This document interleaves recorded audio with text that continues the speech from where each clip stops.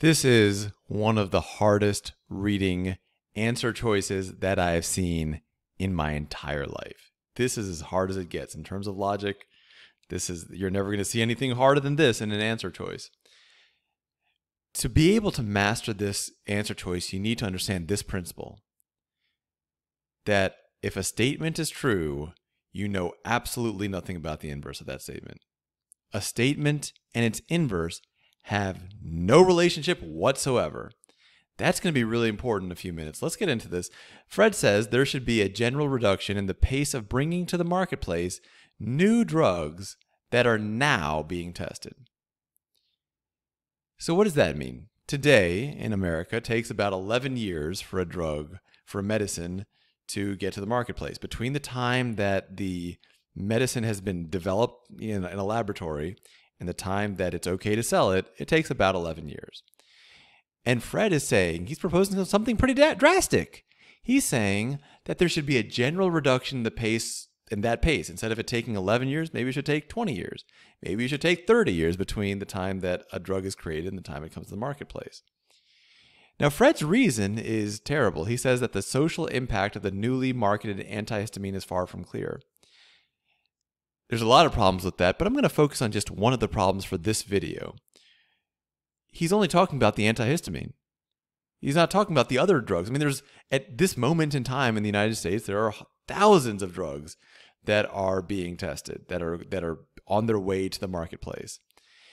And he's saying because the social impact of just one of them is far from clear, we need to slow everybody down. So now what Joe says is if the new antihistamine should be on the market, then the new drugs should be on the market.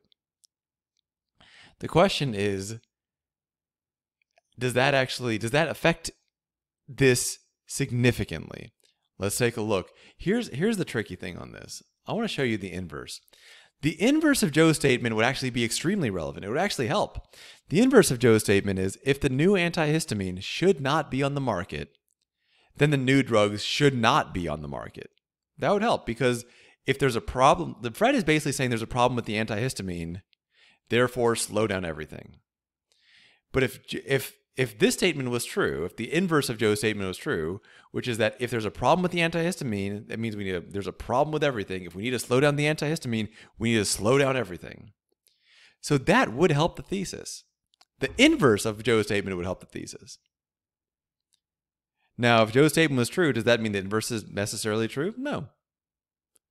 Does it mean that the inverse is necessarily false? Also no.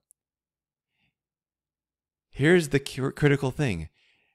A statement being true tells you nothing at all about the inverse. A statement has no logical relationship to the inverse. A statement can be true and the inverse could be true.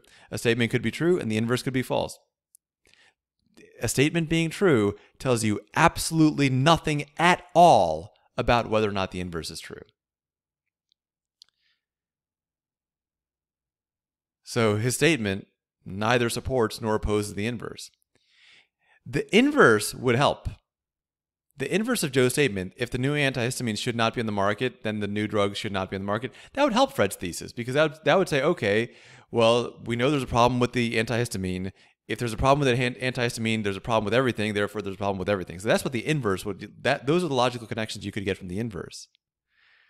But the original statement does not prove the inverse, nor does it oppose the inverse. The original statement neither helps nor opposes the inverse.